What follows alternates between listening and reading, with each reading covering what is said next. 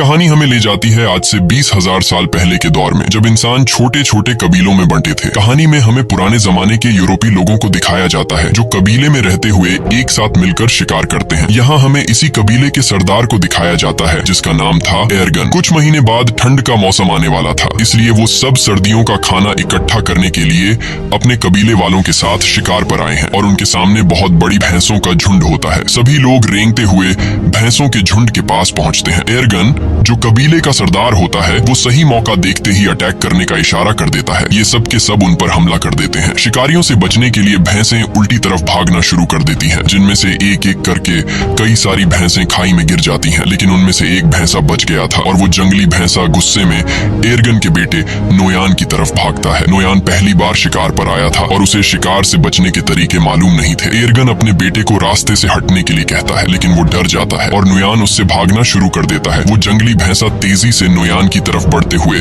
उसे अपने सींग में उठा लेता है और खाई की तरफ भागना शुरू कर देता है। एर्गन जो उस कबीले का सरदार है वो देखकर अपने बेटे को बचाने के लिए भैंसे पर भाला फेंकता है। भैंसे को भाला लग जाता है, लेकिन घायल होने के बाद भी वो नोयान को नहीं छोड़ता और नोयान को खाई से ऊपर उछाल देता है। और यहाँ से कहानी जाती है फ्लैशबैक में, यानी कि एक हफ्ता पहले, जहाँ पर हम देखते हैं कि कबीले के लोग शिकार की तैयारी कर रहे हैं। वो पत्थरों से अलग अलग तरह के नुकीले हथियार बना रहे थे। ये सिर्फ तैयारी नहीं थी, बल्कि नए लोगों को शिकार में हिस्सा लेने के लिए इस तरह के पत्थर बनाने पड़ते थे। जो सबसे तेज और नुकीला हथियार बनाएगा उसे शिकार के लिए सिलेक्ट कर दिया जाएगा। इस प्रतियोगिता में एर्गन का बेटा नोयान भी पास हो जाता है। उसी रात को नोयान की माँ एर्गन से कहती है, नोयान को अपने साथ शिकार पर मत ले जाओ, वो अभी बच्चा है, मैं उससे बहुत प्यार करती हूँ और उसे खोना नहीं चाहती। एर्गन कहता है, सर्दियाँ आने वाली हैं और साल के इस वक्त में सभी शिकार करने के लिए जाते हैं। अगर हम शिकार पर नहीं गए तो हम सर्दियों में भूख से मर जाएंगे और नोयान को खुद को साबित करना होगा कि वो मेरा बेटा है। अगली सुबह सभी कबीले वाले शिकार के लिए निकल रहे होते हैं, लेकिन नोयान की माँ नोयान के लिए बेचैन हो रही थी कि कहीं मेरे बेटे को कुछ हो न जाए। लेकिन एर्गन उसे तसल्ली देता है, तुम परेशान मत हो, नोयान को कुछ नहीं होगा। और वे सब शिकार पर निकल जाते हैं। थोड़ी दूर आगे जाने के बाद यहाँ पर एक दूसरा कबीला भी आता है जो उन्हीं की तरह शिकार करने के लिए निकला है ताकि सर्दियों के लिए खाना इकट्ठा कर सके। बहुत लंबा सफर तय करने के बाद वो सब एक पत्थर के ढांचे तक पहुँचते हैं जो कभी उनके पूर्वजों ने बनाया था। ये सफर बहुत खतरनाक होता है। इस सफर में उनके कई पूर्वजों ने अपनी जान गंवाई है, इसीलिए उन्होंने पूर्वजों की याद में यह पत्थर का ढांचा बनाया होता है। आगे चलने के बाद उन्हें एक जंगली सुअर दिखता है जिसे वो भाले से घायल कर देते हैं। एर्गन अपने बेटे नोयान से कहता है कि तुम इसे मारोगे, लेकिन नोयान ने पहले कभी शिकार नहीं किया था। वो इसे देखकर घबरा जाता है और नोयान उसकी जान नहीं लेता, इसलिए एर्गन उसके हाथ से पत्थर का खंजर छीनकर जंगली सुअर को मार देता है। और उसके बाद एर्गन अपने बेटे से कहता है, तुम इतने कायर निकलोगे, ऐसा मैंने कभी नहीं सोचा था। यहाँ सिर्फ ताकतवर जिंदा रह सकते हैं, यही जंगल का कानून है। रात के अंधेरे में जब ये सब अपने शिकार को खा रहे होते हैं तभी कुछ अजीब सी आवाजें सुनाई देने लगती हैं, जिससे एर्गन सभी को होशियार रहने को कहता है। तभी वहाँ अचानक एक शेर आता है और उनमें से एक लड़के को उठाकर ले जाता है। अगली सुबह वो उस लड़के की याद में एक छोटी सी समाधि बनाते हैं और शिकार की तलाश में आगे का सफर तय करते हैं। लेकिन कई मीलों का सफर तय करने के बाद भी उन्हें कोई शिकार नहीं मिलता। पूरा दिन चलने के बाद रात को ये सब एक गुफा में रहने का फैसला करते हैं, जहाँ एर्गन अपने बेटे नोयान के हाथ में तारों के कुछ टैटू बनाता है और उसे बताता है कि ये तारे तुम्हें रात को आसमान में दिखेंगे और जब तक उनका पीछा करोगे तो वापस अपने घर पहुंच जाओगे। दरअसल ये एक तरह का नक्शा है कि उनका घर किस तरफ है, यानी अगर कोई शिकार के दौरान भटक जाए तो वो इस नक्शे का सहारा लेते हुए अपने घर वापस पहुंच सकता है। सुबह होने के बाद एक बार फिर से ये शिकार की तलाश में निकल पड़ते हैं और तभी उन्हें जंगली भैंसों के पैरों के निशान दिखते हैं, जिसे देखकर सब खुश हो जाते हैं। अब ये जंगली भैंसों का शिकार करना शुरू करते हैं और यहाँ वो सीन आता है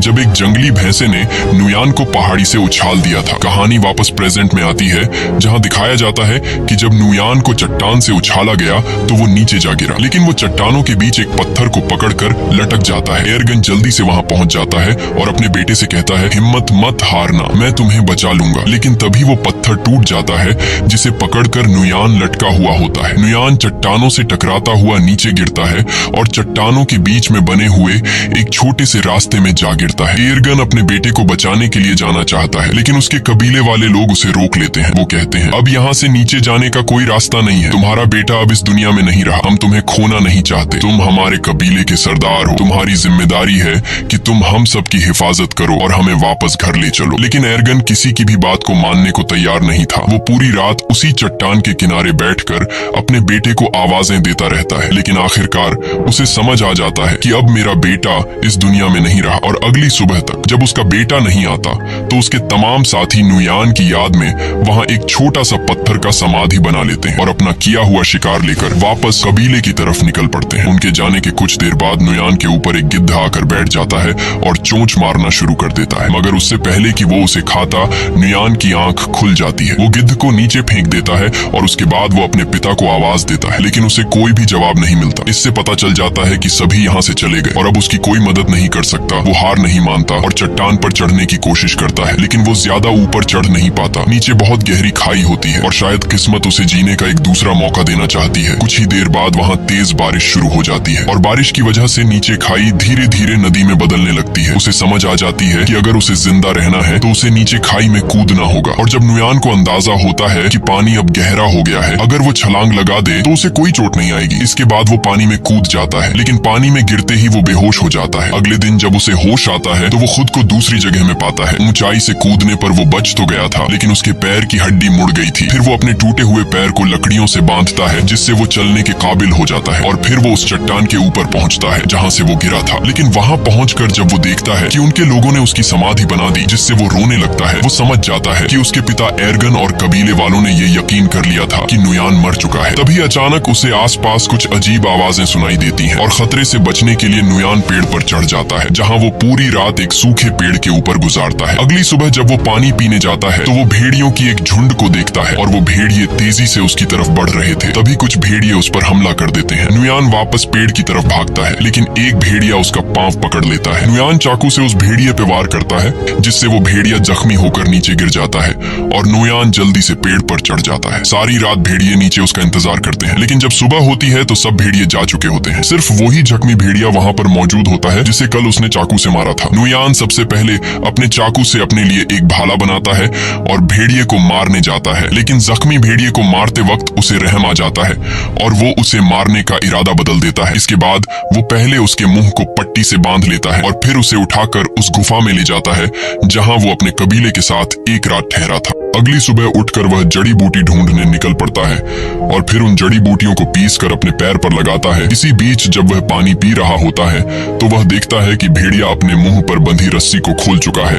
ये देखकर पहले तो वह घबरा जाता है, लेकिन फिर नुयान आराम से उसे पानी देने जाता है। भेड़िया उसे अपने पास आता देखकर डर जाता है, लेकिन नुयान कहता है, मैं तुम्हें कुछ नहीं कहूंगा, मैं तुम्हारी जान बचाना चाहता हूँ। जिसके बाद भेड़िया पानी पी लेता है। अब भेड़िए को भी समझ आ जाता है कि मुझे इससे कोई खतरा नहीं है। नुयान ने जो जड़ी बूटी अपने पैर के लिए तैयार की थी वह अब भेड़िए के जख्म पर लगा देता है और उसी वक्त नुयान वह कीड़े भी उसे देता है जो वह खुद खाता है। अब आहिस्ता आहिस्ता उन दोनों के बीच एक रिश्ता बनने लगता है। शाम होने से पहले नुयान एक खरगोश का शिकार कर लेता है, क्योंकि उसने कई घंटों से कुछ भी नहीं खाया था। रात को बड़ी मुश्किल से वह आग जलाकर उस खरगोश को पका लेता है और उसमें से कुछ हिस्सा भेड़िए को भी दे देता है। ये दोनों बुरी तरह से घायल होते हैं, इसीलिए कुछ दिनों तक उसी गुफा में रहते हैं। एक रात नुयान अपने हाथ के टैटूज को देखता है जो उसके पिता एर्गन ने बनाए थे और उन सितारों को आसमान में देखता है। वह कहता है, मुझे घर जाना होगा अपने माँ बाप से मिलने। और नुयान भेड़िए से कहता है कि तुम्हें भी अपने झुंड की तरफ लौटना चाहिए। अगली सुबह वह सफर के लिए तैयार हो जाता है। वह भेड़िए से कहता है, तुम भी अपने घर चले जाओ उससे पहले कि बर्फ पड़ने लगे। और वह वहाँ से निकल पड़ता है, लेकिन वह देखता है कि भेड़िया, जिसका नाम उसने अल्फा रखा है, वह उसके पीछे पीछे चलता आ रहा है। काफी दूर जाने के बाद भी वह भेड़िया उसका पीछा करता है। नुयान कई बार अल्फा को भगाने की कोशिश करता है, लेकिन वह पीछा नहीं छोड़ता। असल में भेड़िए को नुयान के साथ लगाव हो चुका था, क्योंकि नुयान ने उसकी जान बचाई। उसी वक्त अल्फा एक सुअर देखता है। वह उसका शिकार करने की कोशिश करता है, लेकिन कामयाब नहीं होता। नुयान समझ जाता है कि भेड़िया भूखा है। उसे वह खाना दे देता है जो खुद के लिए जमा किया था। ये पहली बार था कि अल्फा ने नुयान के हाथों से खाना खाया। अब ये दोनों दोस्त बन चुके हैं। उसके बाद अल्फा एक खरगोश का शिकार करता है जो ये दोनों मिलकर खाते हैं और रात को एक साथ सो जाते हैं। अगली सुबह अल्फा नुयान का मुंह चाट कर उसे जगाता है और जैसे ही वह उठता है तो अल्फा से कहता है, तुमसे कितनी बदबू आ रही है, और वह उसे जबरदस्ती दरिया में फेंक देता है। ये दोनों दरिया में नहाते हैं। यहाँ अल्फा खाने के लिए एक मछली भी पकड़ता है। उसके बाद नुयान वापस अपने सफर पर निकल पड़ता है। रात को वो दोनों आग जलाकर बैठे होते हैं। तब अल्फा कुछ महसूस करता है। हम देखते हैं कि वहाँ कुछ और भेड़िए आते हैं। अल्फा उनके पास जाता है। दरअसल यह अल्फा का परिवार है। नुयान समझ जाता है। वह उसे कहता है कि तुम्हें अपने परिवार के साथ जाना चाहिए। और भेड़िया उनके साथ चला जाता है। अगली सुबह नुयान फिर अपने सफर पर निकल पड़ता है। अब ठंड बढ़ चुकी होती है, चारों तरफ बर्फ बरस रही होती है और नुयान उसी बर्फ में आगे बढ़ता है। तभी दूर से वह देखता है कि कुछ भेड़िए एक मरे हुए शिकार को खा रहे हैं, जिसमें अल्फा भी शामिल होता है। अल्फा को उसके साथी शिकार नहीं खाने देते हैं। नुयान उसे पहचान लेता है और दौड़कर अल्फा के पास जाने लगता है। तभी दौड़ते वक्त अचानक बर्फ टूट जाती है और नुयान उसमें गिर जाता है। दरअसल यह एक जमी हुई झील होती है। अल्फा को जब पता चलता है तो वह उसकी तरफ दौड़कर भागता है। वह उस बर्फ को कूदकर तोड़ने की कोशिश करता है, लेकिन बर्फ की परत काफी मोटी होती है, इसलिए वह इतनी आसानी से नहीं टूट पाती। पानी के अंदर नुयान की सांसें फूलने लगी थी। फिर वो जैसे तैसे करके अपना चाकू निकालकर बर्फ की परत को तोड़ लेता है और पानी से ऊपर निकल आता है। और अब एक बार फिर से ये दोनों मिल चुके हैं। नुयान ठंड से बचने के लिए जल्दी से आग जला देता है और अपने कपड़े उतार कर शरीर को गर्म करता है। फिर अगली सुबह अल्फा को साथ लिए नुयान अपना सफर जारी रखता है। थोड़ा सा आगे चलकर उसे एक आदमी दिखाई देता है, जिसे देखकर वह बहुत खुश होता है। लेकिन जब करीब जाकर देखता है तो पता चलता है कि यह आदमी ठंड से जमकर मर चुका होता है। ये देखकर उसे बहुत दुख होता है। उसके बाद नुयान उस आदमी के टेंट के अंदर चला जाता है, लेकिन वहाँ उसे कुछ भी जरूरत का नहीं मिलता। जिसके बाद नुयान उस आदमी का तीर कमान ले लेता है और आगे बढ़ने लगता है। तभी वह देखता है कि उनके पीछे लगड़बग्घे उनका शिकार करने के लिए आ रहे हैं। वो दोनों अपनी जान बचाने के लिए दौड़ने लग जाते हैं और एक गुफा में घुस जाते हैं। वो लगड़बग्घों से तो बच जाते हैं, लेकिन अब वो उनसे भी खतरनाक जानवर के घर में घुस गए थे। दरअसल यह गुफा एक ब्लैक पैंथर की होती है। तभी ब्लैक पैंथर नुयान पर हमला कर देता है, लेकिन उससे पहले कि वो नुयान तक पहुंचे अल्फा उस पर हमला कर देता है। जब वो दोनों लड़ रहे होते हैं तो इस बीच नुयान अल्फा को कमजोर देखकर ब्लैक पैंथर को तीर मार देता है, जिससे वो मर जाता है। अल्फा बच तो गया था, लेकिन ब्लैक पैंथर से लड़ते लड़ते कई सारी चोटें आई थी। इसके बाद नुयान अल्फा के जख्मों पर मरहम लगाता है और उसकी जान बचाने के लिए उसका शुक्रिया अदा करता है और उससे कभी न छोड़ने का वादा करता है। अगली सुबह एक बार फिर से वो दोनों अपने सफर को जारी रखते हैं। कई मील सफर करने के बाद